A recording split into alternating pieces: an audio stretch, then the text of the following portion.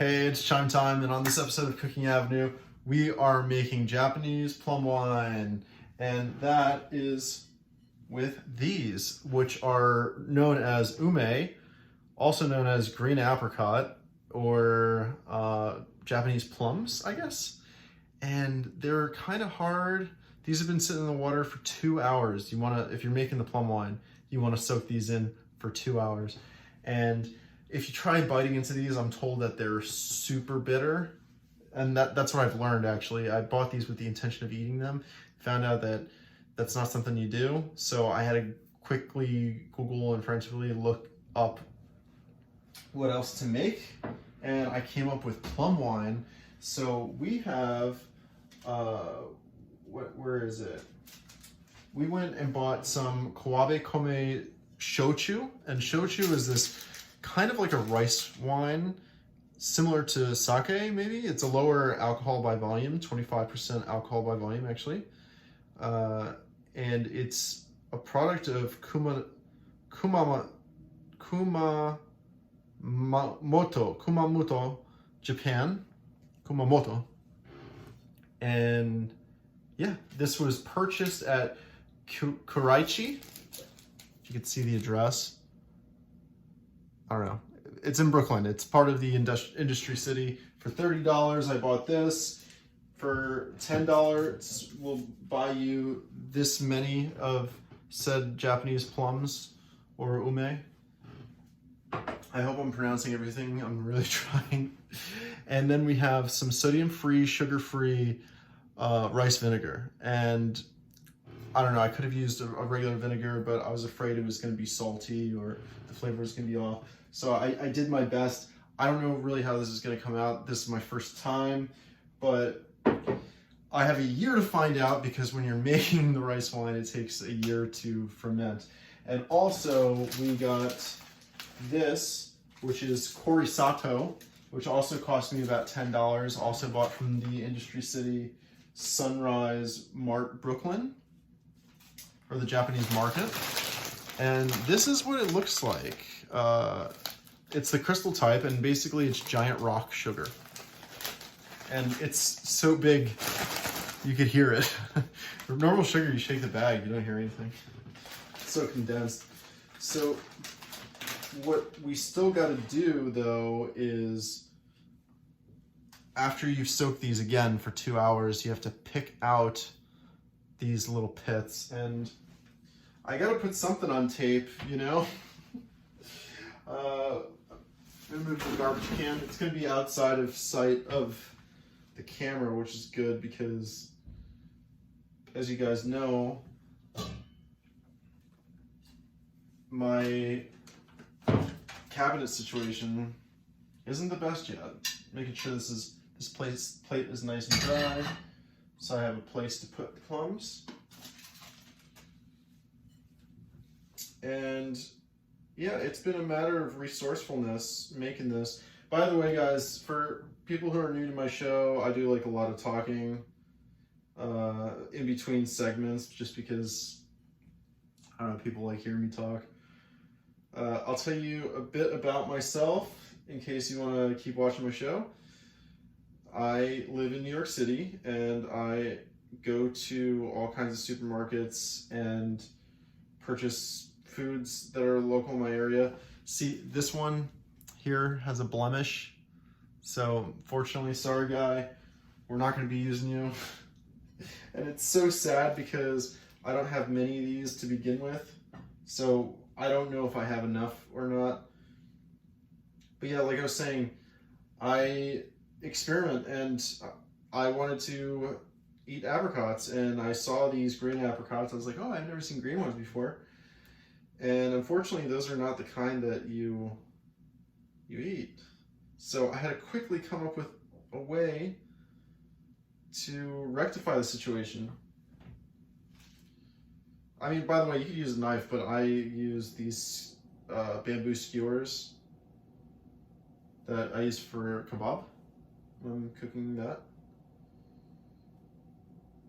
And the reason why you remove the pits is because it's got organic matter.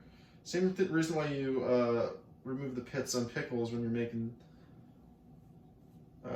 from cucumbers when you're making pickles. It's just that this stuff rots, you know, it goes bad. You know, seeds, it has like a certain biomass that's consistent with like kind of creating dirt so that it could bloom into another plant, and you don't want that when you're trying to make wine. So, assuming there's a pit in there.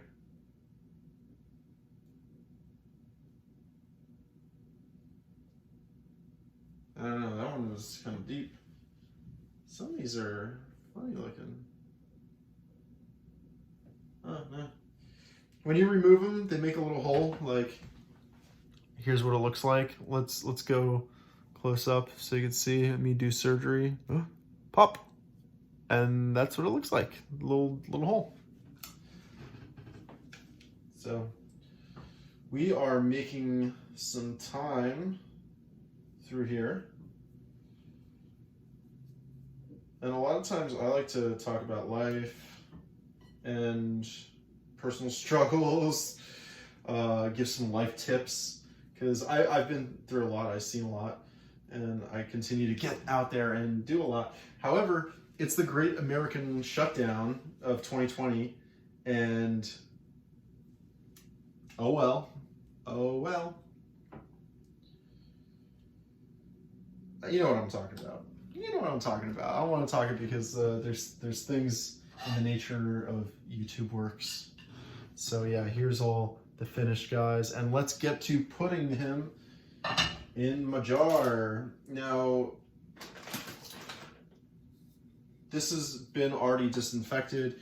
You can put some alcohol or a little bit of shochu on the inside. This poor guy, what am I gonna do with you? You know, I guess I'm gonna throw you out. Sorry, my dude. Sorry.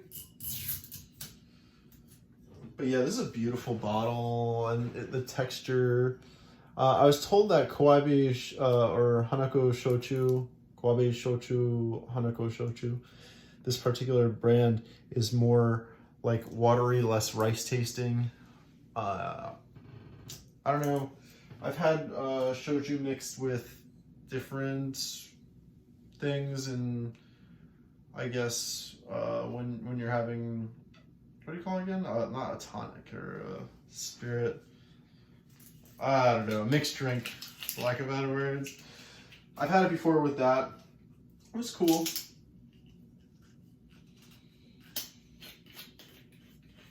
But I don't know if I'm 100% in love with the rice taste. So we went with something that was a little bit watery. $30 was a lot, but there were bottles that were as low as $17 that just had a more rice flavor to it. It's about the same alcohol per volume as actual wine, but instead of grapes, it's made with rice, because I'm not sure if grapes grow in Japan, but because I mean these fruits must grow in Japan, but rice is more part of their natural resource, more highly occurring, I guess.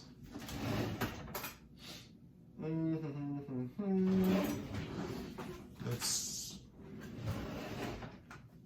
I don't know where this is.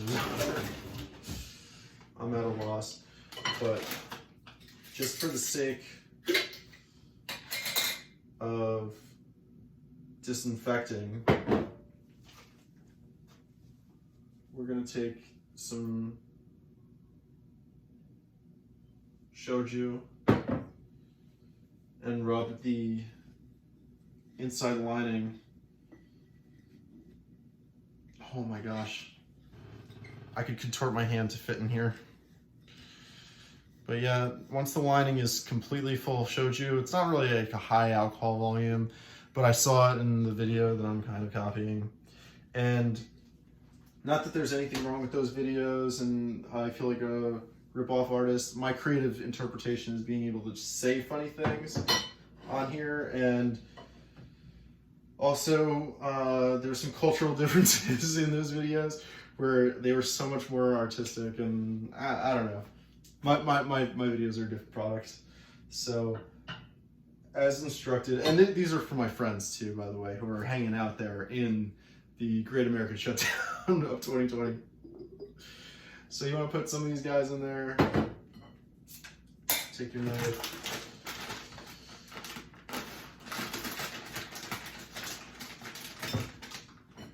Okay. Not a good use of a cooking knife, but and not hygienic, not healthy for you. But yeah, seems like a lot of rock salt, not a lot of plums. Makes me nervous. But you wanna alternate.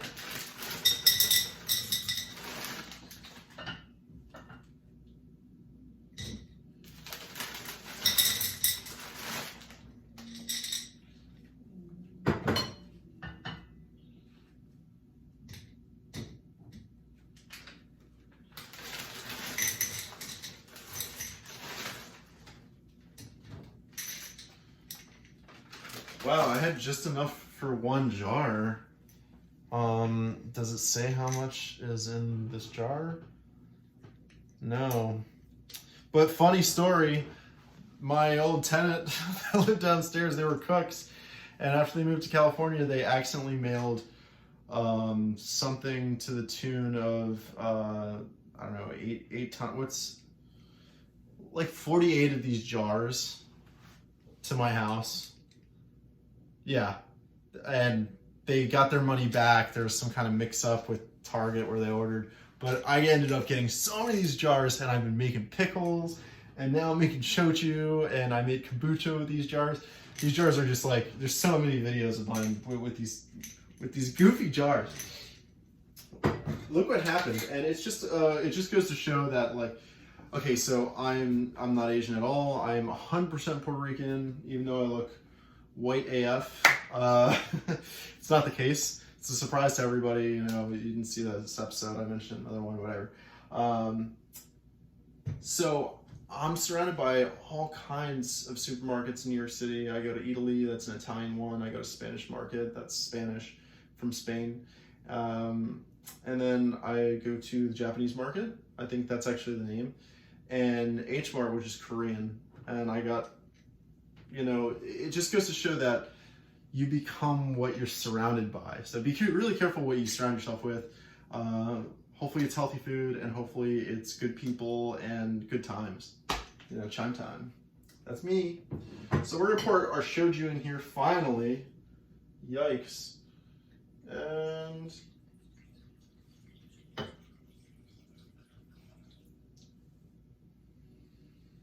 it smells nice.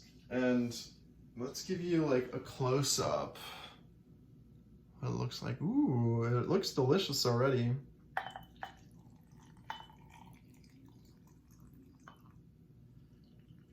And we're gonna fill it up high. Now, we used most of our shochu. It's 750 milliliters, and there's about half left in the bottle. A little less than half, so we're gonna have to make some beverages with this. We're gonna have to add it to the collection. I got some other wine ones. I have limoncello gin and tonic with blood orange Cointreau, however that's pronounced, which is French, I believe. Don't take offense to it if it's not French, please. And we get to have the rest of this video in a year, just kidding. But this is gonna sit in a year. Apparently it's ready to drink in 6 months, but it takes a year to 2 years for the flavor to really mature. Hopefully I did a good job. See you in a year. I don't know. Live to love, chime time. This is Cooking Avenue. Thank you for watching. Cheers. Oh boy, really quick. This is gonna be kept in a cool, dark place. It's okay to move it around a bit, and you kind of want to move it around a bit, I guess. Periodically, every once in a while. Hopefully it's not packed too tight. And also a good measure is to just take some tape and mark it, right? Mark your glass so it is May 9th, 2020.